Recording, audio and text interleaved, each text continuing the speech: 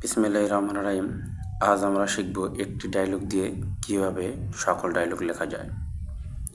Suman: hello Jamal, how are you? Jamal: I am fine and you? Suman: do you know about the importance of? যে dialogue থাকবে সেটার নাম। Jamal: yes, I know about it. Suman: what is the importance of? যে dialogue থাকবে সেই নামটা লিখে দেব।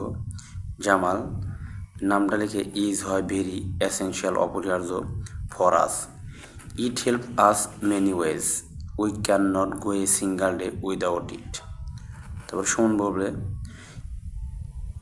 Is it useful for us? এটা কি আমাদের জন্য খুব উপকারী? জামাল বলবে yes, it is very useful for us. Suman বলবে হোয়াট শুড উই ডু? আমাদের কি করা উচিত? জামাল: উই শুড, মানে যেটা আসে সেটা ভার্ব লিখবো। যেমন উই শুড, যদি প্লান্ট আসে আমরা লিখবো we should plant more and more. যদি আসে news paper, we should read news paper more and মোর।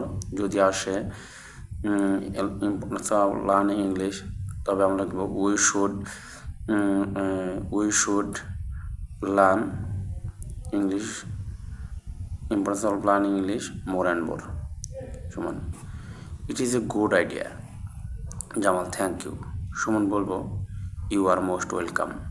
এভাবে যদি আমরা শিখতে পারি, আশা করি আমরা মোটামুটি 10-এর ভিতরে 8 অথবা 9-এর ভিতরে মার্ক আমরা পেয়ে যাব।